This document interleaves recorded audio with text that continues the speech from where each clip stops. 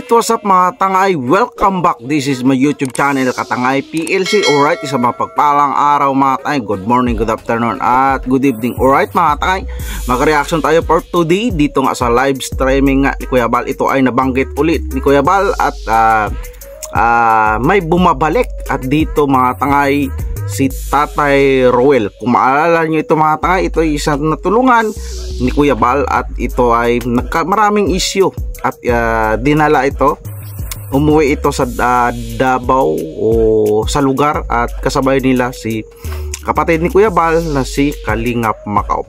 Ito mga tangay na banggit, update at kumpirmado na bumalik na sila Tatay Roel at Nanay Helen dito sa Dait. At ito mga tangay, may revelation at issue na naman na bubuo at di inaasahan natin mga tangay.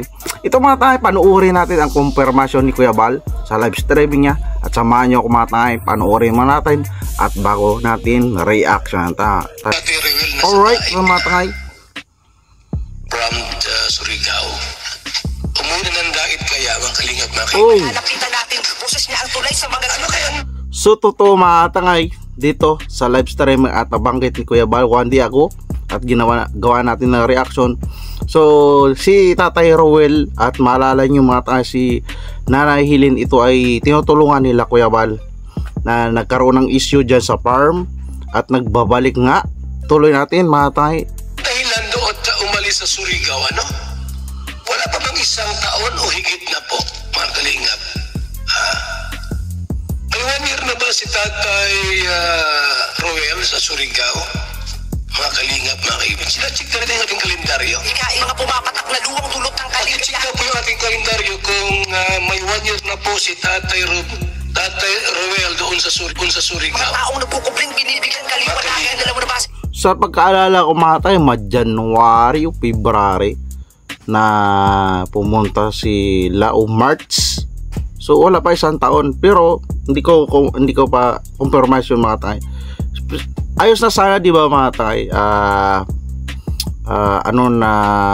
Wala na sila dyan. Hindi naman inaano natin na pinapangarap na mawala. Dito mga tangay, tahimik na sana yung dyan sa farm. Doon siguro walang updates nga. Pero dito mga tangay, baka mukhang magkakaroon na naman ng issue, di ba? Dahil dito nabanggit ni Kuya Bal na may mukhang gustong babalikan ang bahay, na nakatawa na lang si Kuya Bal. Tuloy natin. Kasi dito mga tangay, na reactionan ko rin itong mga dati si Tatay Roel.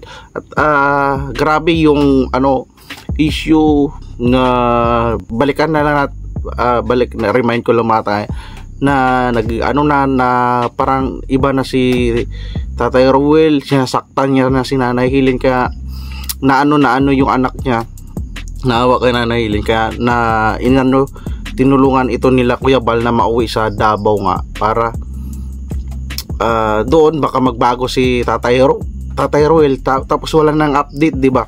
Dahil hindi na sila nabablog at siguro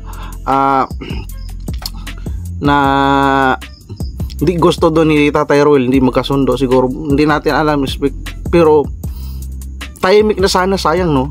Sayang. Tuloy natin yung update ni Kuya Bal. Matubang ba't biglang nahiwag? Kasama si si Kalingap Macau. Oo, maalala na natin. Pauwi. Oo, sabay yun sila ni Kalingap Macau, yung kapatid ni Kuya Bal, di ba? Yung updates yan, kung sino nakaalala. Ayos na sana, ayos na sana. Siyempre para maprotektahan din yung kalagayan ni Nanay Helen. Siguro ito mga tangay, na na naman ni Tatay Roel si Nanay Helen na napasama dito, diba? Dahil kapag dyan na sa Dait, sinasaktan ni Tatay Roel si Nanay Helen, di mauulit na naman ito. Di tayo magkakamali dito mga tangay. Nakita na natin una pa Kalingap pauwi, di ba? Nung sila ay umalis dito. Sabay. Last year ba yun? Di nang natulungan ang kanyang kaginawaan. Madalas mo makikita sa hindi ko alam kung last year sila umalis sa Camarines Norte, mga Kalingap, mga kaibigan. Last year pala, sabi ni Kalingap Juna last year. Nandito na po uli mga Kalingap sa Dait. Patay tayo dito. Kumpirmado kay Kuya Bal na sila Tatay Roel at Nanay Helen nandito naman sa dait. At ano na naman kayang pakulo ni Tatay Roel, dahil si Tatay Roel, mga tangay, ang galing rin magdrama. Oo, galing rin. Yung mag-asawa, Tatay Roel at si Nanay Helen, nasa dait na po. Tawa dito si Kuya Bal dahil antindi ng intense.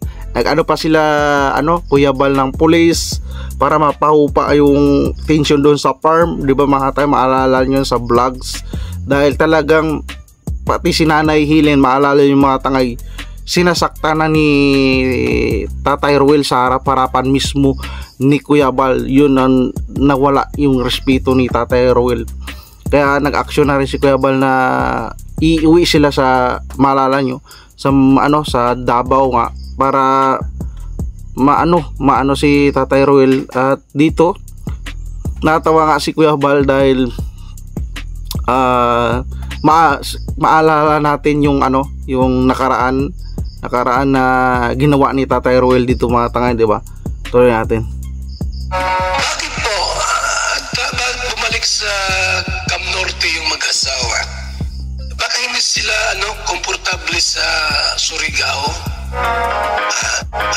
Baka ayaw tumit. Mga posibilidad yun, mga tayo, nabanggit ni Kuya Bal na hindi komportable. Siyempre sa sa teritoryo ng asawa niya, si Nanay Helen. Siyempre hindi makaano do si Tatay Roel sa mga kabulastugan niya na ginagawa kay Nanay Helen. Siguro na nasuyo na naman ito niya si Nanay Helen na bumalik dito sa dait, dahil si Tatay Roel tupakin to Maalala nyo, mga tayo, tupakin ito kapag marinig, siluso ito Oo, real talk yung mga tayo, siluso yun si Tatay Roel, ultimo makarinig dito sa kay Nanay Helen na hindi maganda. Pinagbabantaan niya kagad si Nanay Helen, at kapag hindi mapagpigil, sinasaktan niya si Nanay Helen. Siyempre, di ba mga tangay, naalala ko noon yung sinaktan niya si Nanay Helen sa harap-harapan mismo ni Kuya Bal. Grabe gulat si Kuya Bal Kaya tawa na lang si Kuya Bal. Tuloy natin. Doon. 1 year lang sila, no? 1 year lang po, mga kalingap, mga kaibigan.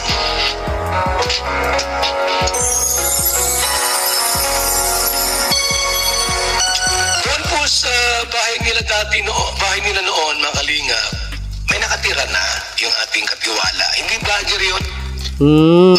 Tsaka nanimintin yung kalinisan, yung kaayusan, nagkatanim sila at walang issue.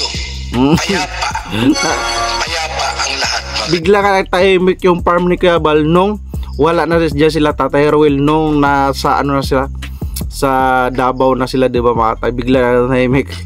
At dito na naman mukhang babalik na naman yung issue ng farm, di ba?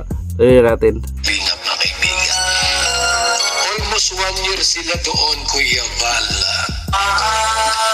Tapos nasa Cam Norte na, mga kalingap. Nagpunta roon sa mga kalingap, sa farm. Nagpunta roon sa farm yung mag-asawa. Nagpunta roon sa marami pang kapo. Tapos yung nakatira doon sa farm, pinapalayas nila. Patay tayo dyan, di ba mga tayo? Pinapalayas mo na mukhang yung sila Kuya Bal na may-ari dyan sa farm, sa bahay na yan, parang hindi na nirespeto nila Tatay Roel, di ba? Parang sila Kuya Bal na kagad, parang sila Kuya Bal na yung sinasabihan mo pinapalayas, di ba? Dahil wala naman karapatan do sila Tatay Roel at Nanay Helen sa bahay na yun, dahil pirang bigay pribiliyo na lang sa kanila na pinatira sila doon, pero hindi nila ito sinaklian, hindi nila inalagaan yung farm. Kaya sino matutuwa na may-ari ng farm na magulo at sa harap-harapan, parang wala na respeto kay Kuya Bal. So dito makakaroon ata uli ng part 2 ang tension dito sa farm ni Kuya Bal, di ba mga tangay? Tuloy natin. Bahay daw nila yun. Bahay namin yan. Magsilayas kayo. Patay tayo dyan. Ganon ba? Patay tayo dyan. Ano karapatan nila Tatay Ruel at Nanay Helen na magpalayas doon sa farm ng tao na ang nagmamayari mismo sila Kuya Bal, naglagay ng tao doon na nahimik na yun, di mamatay. Isang kalokohan yun. Matay, natawa na lang si Kuya Bal, eh. Yan.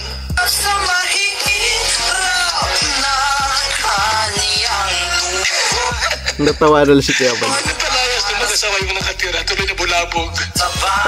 Bulabog. Bulabog talaga matang.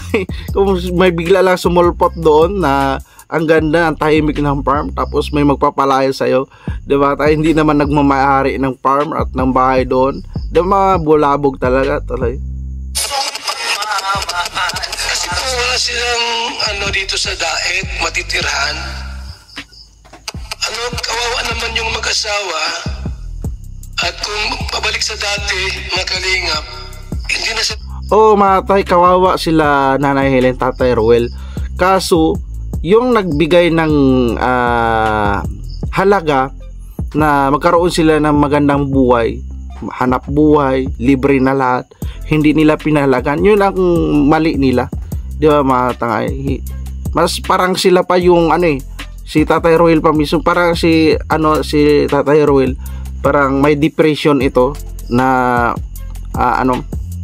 parang stress na para isip na wala sa boundary yung niya na sayang wala na nga silang bahay, tinulungan na nga sila, kaso lang hindi nila pinalagaan. Tuloy natin. Natanggap dun kasi alam mo na,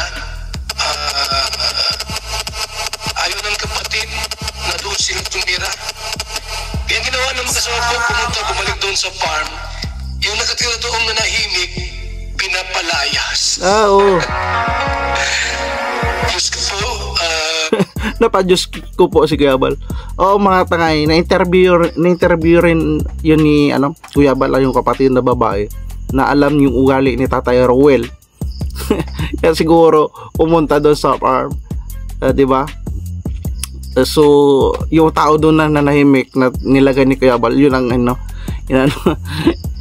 binulaga ulit nila Tatay Ruel. Makikita natin dito na walang respeto, di ba, sa may-ari. Parang sila mismo yung may-ari, sila Tatay Ruel ng farm. ayaw namang sumagot yung doon nakatira na tahimik na naninirahan doon. Siguro takot yun Kalabaw, kabayo, may ang dami pala, alaga. Abay sinabihang magsilayas kayo ngayon na.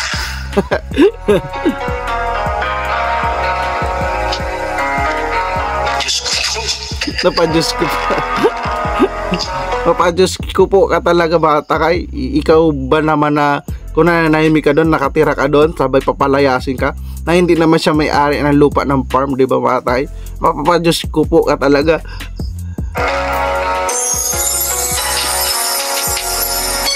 Gusto ko rin kausapin, siguro pwede sila dyan sa mga kalingap, dyan po sa apartment type na bahay, no? Kahit ganun sila. Dito natin makita si Kuya Bal, mga tangay, kahit ganun pinakita nila Tatay Ruel nila na Nanay Helen na nakaroon nga ng hindi nila pinalagaan. Dito mabait pa rin si Kuya Bal. Dito mga tangay, nabanggit ni Kuya Bal na sa may mga apartment type dyan na ang inaalala ko lang dito mga tangay at ni Kuya Bal na makasundo kaya ni Tatay Ruel yung mga na may-ari ng na yan, apartment na tinutulungan na rin ni Kuya Bal, di ba? Dahil si Tatay Ruel napakasiluso, di ba? Ito ang dagdag sakit ng ulo ulit ni Kuya Bal, di ba? Si Tatay Ruel. Alam niyo po, bilang isang kalingap, ang puso natin pusong maawain, pusong maunawain, pusong mamon, at pusong matulungin. Yan ang kalingap. Ganon. silang muli. Tapos kung payag sila, yan sa apartment type, pwede sila diyang tumira. So bibigyan ulit ng pagkakataon ni Kuya Bal o pangalawang chance sila Tatay Roel at Nanay Helen. Dapat palaganan nila ito, makisama sila, at hindi pwede naman na sila ang pakisamahan, sila na lang ang tinutulungan, sila na ang tinulungan. So dapat maisip nila itong mga tangay na pinagbigyan sila ngayon. So, 'di ba? So sila makisama, 'di ba? Dahil sa dati si Kuya Bal pa nakisama sa kanila, binigyan sila, may libre na sila, may ayuda na sila. Dapat ngayon matuto na sila, matauhan na sila na yung ginawa nila dati hindi na mauulit, 'di ba mga tay? At dito abangan natin yung ano kaya ang kabanata na nandito ulit sila Tatay Roel at Nanay Helen, ang pamilya niya, dahil naapektuhan dito yung kanilang mga anak sa katupakan ni Tatay Roel, di ba mga tangay? Alright, yan mga tangay, yung update ni Kuya Bal na si Tatay Roel at sila Nanay Helen ay bumalik na ng dait. At dito ay napanood nyo yung pagkumpirmado at nanugod pa daw doon sa farm na yung tumatahimik doon na naninirahan ay parang sinumbatan nga daw. Napakapangit naman yun, natatawa si Kuya Bal, di ba matay?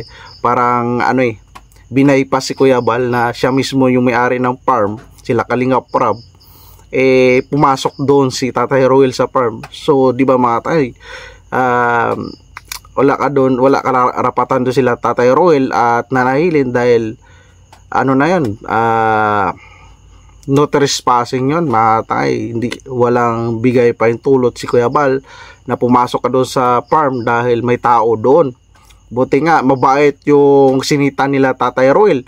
Kung hindi mabait yun, pwede silang doon sa farm dahil sila ang pinakatiwalaan na ni Kuya Bal na magbantay doon sa farm, di ba?